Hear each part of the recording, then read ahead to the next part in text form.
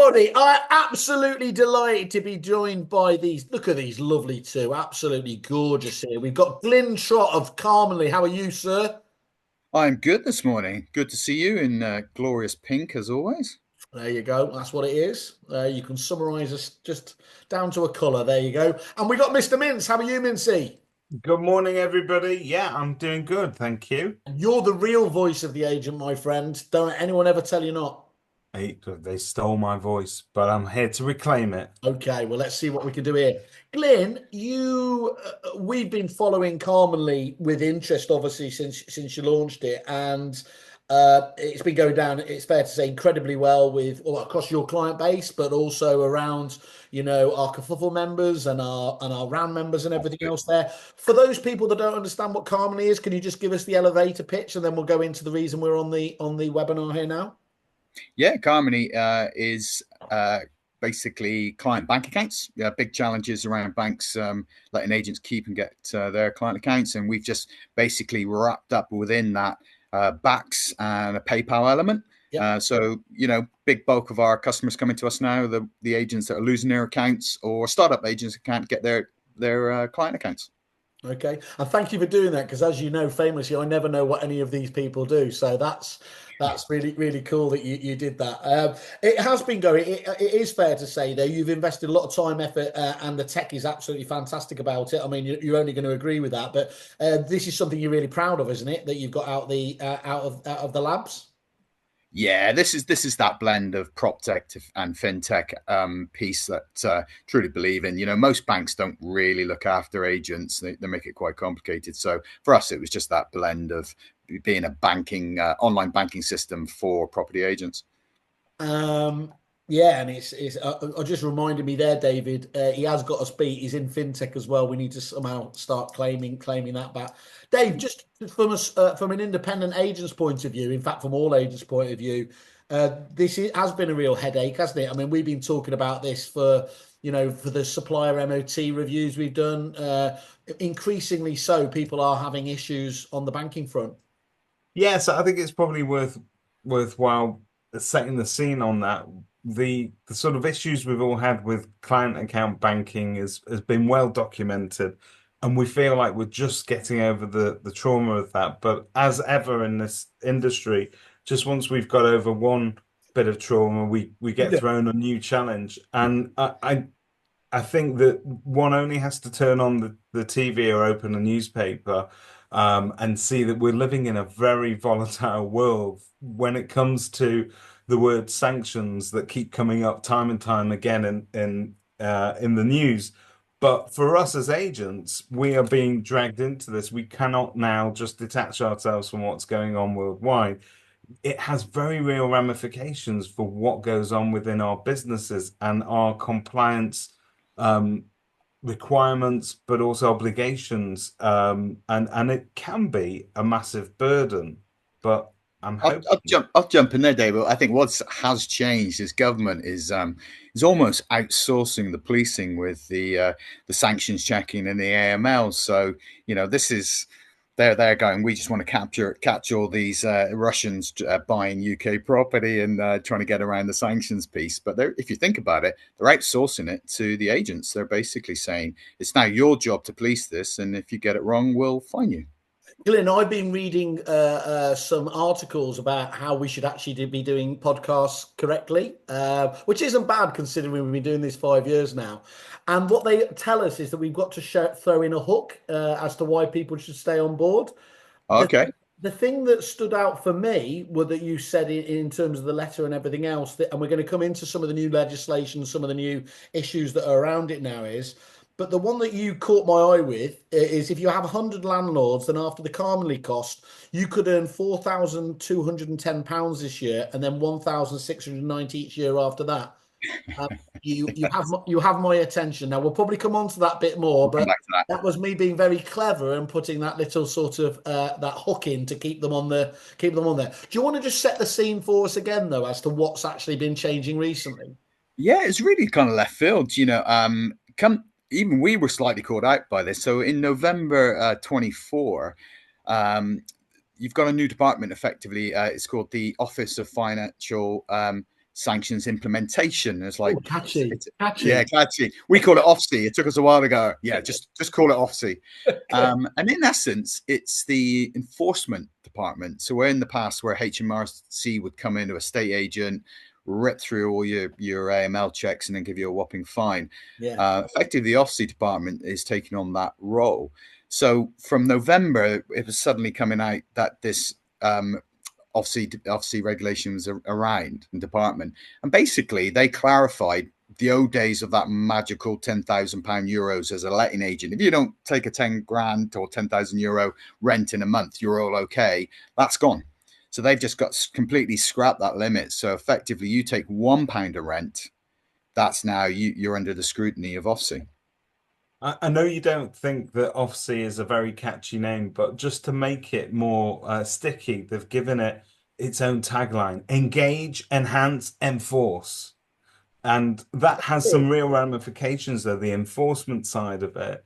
So I think my view of it is that as an agent, we see all of these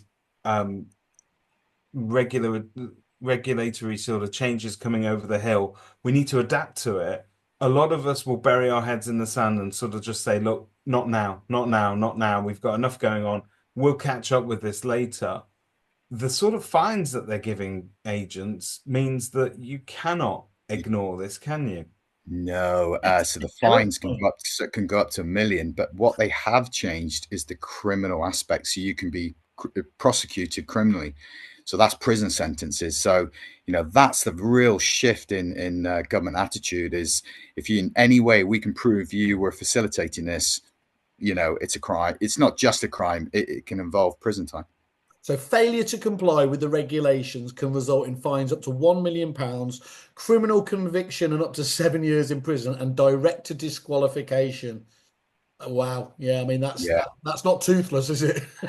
Not at all. And OFSI prosecuted a letting agent before this deadline. So the regulations, or they're really putting the teeth in from the 14th of May. We keep hearing this 14th of May deadline, but they've already gone after some agents. So there's one particular agent, just very unlucky. One of their landlords went on the register, but when they checked him at the beginning, he's all good, no problem.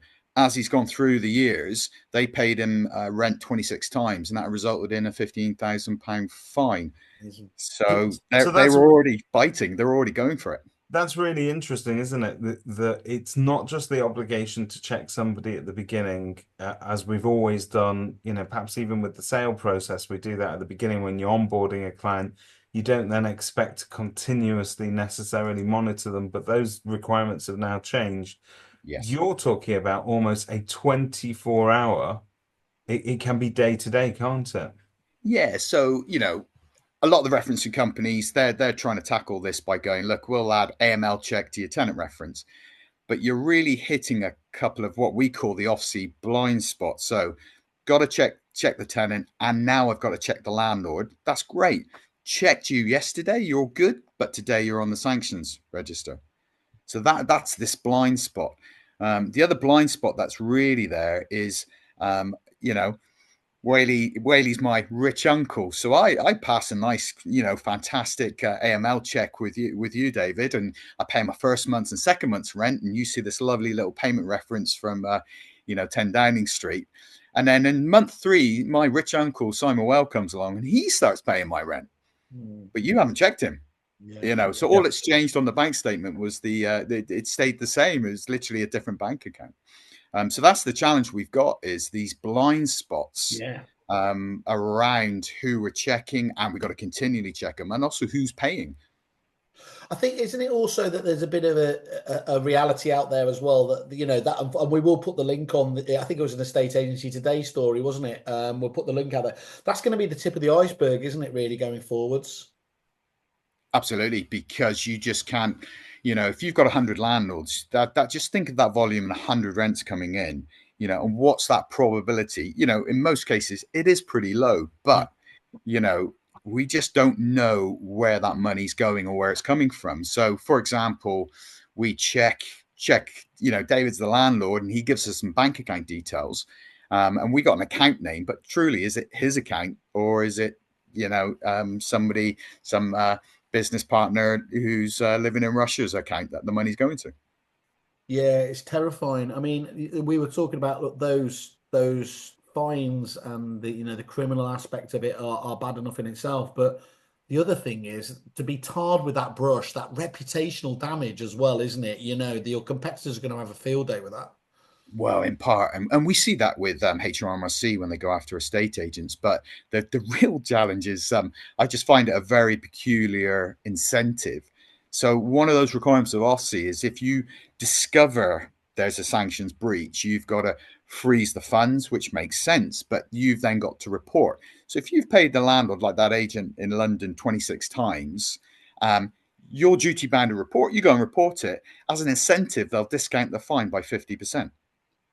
Yeah. So there's a recent case where a law firm had discovered and dealt with moving money for this particular client, went to OFSI, said, look, we're self-declaring, we're reporting this has happened. OFSI went £900,000 fine because you facilitated this movement of money. But as an incentive, because you reported it, we'll drop it by 50%. And it was a £450,000 fine, which it's almost it's not an incentive to report, isn't it? It's an incentive to brush it under the carpet as quickly as possible. Yeah. And to be clear, because a lot of us, I mean, I've been in a state agency for 27 years, and I have to tell you, I don't think I've ever let anything to a Russian client. Not that I have anything against them, but we in this little pocket of northern England, we don't have that many Russian oligarchs shopping around for two-bed flats. But I imagine that the rest of us could dismiss this as being just a London problem, but this isn't. This affects every single letting agent on every single letting that they carry out. So, really interesting example I had the other day was it got flagged to us that a rent that was being paid for a tenant wasn't coming from that tenant's bank account, because this is what we monitor. This is where we're overcoming this blind spot. When we dug into it, the tenant admitted to the agent, well, actually, it's somebody I've done some work for paying. And we're like, okay. And how long have they been paying? 6 months. It actually transpired it was an employer. So the employer was just trying to get around all the tax of paying an employee, and basically said, I'll pay your wages. So while it's a lot lower offence and ultimately does HMRC want to take action, it's just an illustration of actually we're facilitating some crime and we didn't even know. That's mental. So what are we going to do about it? I was going to say, is we dealt with the risks. What are the actions then from it? And then if that's okay, because I'm Mr. Glass half full, which is why I get into so much trouble. What are the upsides from this whole area? So can we talk about what you're recommending the actions are? Yeah. So most agents, if you're going to just crudely approach this, if you had to check every bank account that's paying you, you're just not going to do that. You can't say to your tenants, give me a bank statement to prove you've paid me. And on the way out, when you're paying a landlord, you've got to really line up that the account you're paying is actually the personal AML check. So they're the sort of two blind spot pieces. So just really by chance, in some respects, within Calmony, we already had a requirement where you can't pay anyone unless we've AML checked them and matched it to the bank account. So that was something that's been in our banking platform for 2 to 3 years on that side, no problem. What came up then was the bank account details. So we give those bank account details of who's paying, and now we marry that up to the person paying. So from our side, we're monitoring who you pay, who's paying in. Do they match the bank accounts, and we'll alert you pretty quickly if they don't. So from a Calmony perspective, we're managing that. The real downside is that comes at a cost now. So in the old days where you're just paying banking costs in terms of transactions, you've now got to pay for these AML checks of your landlords, and you've got to pay for these AML checks for your tenants. And because it's within a banking platform, we've got to do the check because we've got to be sure. So the upside, what's really interesting, and I hadn't realized that a lot of the corporate agents have been doing this for a long time. Leaders Romans groups have been doing this for a while, and Countrywide, they've introduced a while ago compliance fees. Yeah. So the likes of Leaders, I think, charge £11 a month compliance fee per landlord. What I've seen with some of the Countrywide brands, £9. So actually, while this is all sort of downside and lots of compliance and burden, it is actually an opportunity to have a bit of benefit. because we're at that point now. Government is making us do that, so we can blame the government to say, like, they're forcing us to do this. And now we have to go back to our landlords and say, well, actually, we need to introduce this compliance fee because I've got to check you, and I've got to check your tenants, and then I've got to check you all the time to see if you've gone on the register. So that comes at time and cost. So you can actually start to introduce a nice fixed regular fee with your landlords. And it's all linked to, those pesky rich Russians trying to get their money out of Russia. Well, ever since the Rocky films, I've always liked having a pop at those guys, so that's good. But and the point is, we're not charities. We're doing the work. Our clients are doing the work here as well. So as ever, it comes down to is it fair and is it a reciprocal fee? Isn't it? That's what we're ultimately talking about here. And, yeah. I think when you're talking about those figures, and David, you know this. You go back. We go back, say, 10 years. All these introductions of as an agent of compliance from HMO checks, and it just stacks and stacks year on year. So the 10-12% management fee is for managing the property. The compliance fee is for managing the compliance. And now we've got with them AML. I think you're right, but I think it requires a shift in mindset for an agent. So we need to stop looking at this because it's not just merely an administrative burden. It carries a real life cost, both in terms of what the overall cost could be if we don't comply, but also in the interim, we've got costs associated with delivering this service, whether we're border enforcement for the government or whether we're checking on the sanctions on a daily basis. It carries a cost. And where that shift in mindset is required by agents is that we need to move away from that way of thinking that, our clients will never pay for that. I think we have to professionalize what we are doing. When a solicitor says to you that they're charging an AML fee, nobody bats an eyelid because you'd be shocked actually if a solicitor didn't charge you for something, but also if they were doing something as important as AML checks without really using a proper professional service. So I think if an agent can get their head around that and understand that you can sell it to a landlord as a professional benefit, if you like, that you're making sure that they remain safe, that you remain safe, and that there's no other way of doing it, then it carries a cost. If you take that one step further and you can find a way where you can actually add to your bottom line at the same time, because let's face it, Simon said it best, we are not just charities. So this business has never been about just making it wash its face. It needs to actually make a profit at the end of the day as well. So there are opportunities there as well, aren't there, Glyn? Absolutely. And if you think the opportunity is telling that story to the landlords to say, it's not us, it's government. Government's literally outsourcing this policing and it comes at that cost. So, introducing a whole new fee structure called compliance as a monthly fee to our business models is right. And also I keep coming back to the other blind spot is, I checked you yesterday, Simon, you're not on the register, but today you are, you're on that sanctions and PEPs. So that comes at a cost, that constant monitoring, and that's either doing it manually, which is crazy, or using systems like ours where we're doing that background check all the time and flagging quite quickly if that person pops up on the register. I always get very nervous when people say I checked you yesterday. But so thank you for panicking me there. No, Glyn, how quick, one of the things that I think we've been quite impressed with and the feedback we continually get in terms of reviews and case studies with you is that how great the hand holding is from a Calmony point of view, especially when so many people come to you and they're in a really desperate need, they're in a tight squeeze from a timescale point of view. Your onboarding is particularly quick, isn't it? Yeah, so from just opening the bank account with us and getting through those AML checks, if you're really quick, it can be 2 days. 2 to 3 days. The big challenge now is what's called the onboarding of your landlords and your tenants. So we've developed our banking platform, making it as quick and simple as possible, because actually a lot of your landlords are going, David, I've known you for 20 years. I'm your landlord. Why the hell are you checking me now? And you're asking me for some pretty personal information on that side from my tax numbers and all these things. So we've just made it easy. It's a very simple web form that goes out. that captures it, and then we're just using, you know, good old AML apps to clarify they're real people. But it's also interesting. You'll get a number of clients absolutely hardline flat refuse, and that's a red flag. You know, we've had a few clients going, they're just not willing to do that, and I'm like, you really got to carefully look at that. So yeah, that challenge of going to all your customers. Remember, it's both sides now. It's landlords and tenants.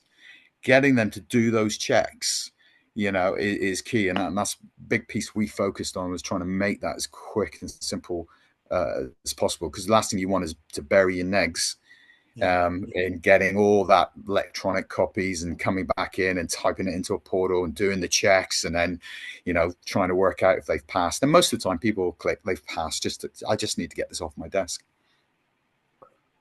Perfect. Look, we're really, really pleased to, you know, we've been working with you for the Kerfuffle side of things, but one of the things that our RAN agents have been asking us to make sure is that they are covered in this area. You know, they want to ensure that they have a tick in the box from compliance and everything else. I think, you know, they love the idea of being able to obviously do both things, do the right thing in terms of obviously from compliance, but also the revenue stream can't be ignored. So, you know, we are delighted to have you guys. I think we can announce today, can't we? You're going to be our partner on the relocation agent network side of things in Absolutely. this area. So looking forwards to that. What are we going to do for our clients? I think we were talking about as kind of an exclusive deal for those guys as well. Is it just a case of getting contact with you direct, or? Is that you saying that I need to give some exclusive deal for the Kerfuffle side of things? Everything. That's come out of nowhere. So obviously you put me on the spot, and I'll have to say we'll have to come up with some sort of deal. Brilliant. See what I do there, David? That's the man. People aren't known for their market-beating deals. Yeah. Good. Well, so as long as you feel trapped by that, that's fine. Luckily, we're not constricted by criminal and £1 million fines. Well, not as far as I'm aware, anyway. Yes. Yeah. They'll play this video back in years to come. This was the moment this was his Ratner moment. But anyway, so. Okay, that's really, really, really important in terms of obviously that side of things. How do they find out more, Glyn? How do they get in contact with you? Clearly, they can go to the Calmony page on Kerfuffle, but what other ways of getting in contact, and what the best way to start the conversation with you is? Just reach out. So, you know, obviously come through the website, you know, give us a chat and a call, and we can just walk you through and give you a bit of that understanding. Probably the question that some agents are going to be asking while watching this is like, I've got my client account with Barclays. You know, why do I need to get another? What we're really saying to understand is, Barclays, you've got that relationship, and actually a lot of agents want to keep the client account because they've got a good relationship and it's linked to getting loans and investments for their business. You still keep that. You know, way we can operate is this: we sit at the side. And actually then to start managing all the rents in and the rents out and all those AML checks, we manage that. And then at the end of the day, you just move your money to your Barclays account and leave it there. Because most of the time there's enough money coming in to clear out, and you actually are sitting on, you know, funds that way. So that's probably one of the questions I think a few people watching this will be asking. But really, my recommendation is, this is a hard stop deadline, 14th of May. We've heard a lot of AML companies talking about it and the referencing companies talking about it, and there's within it, it's like, well, when you do your next let, you need to do this.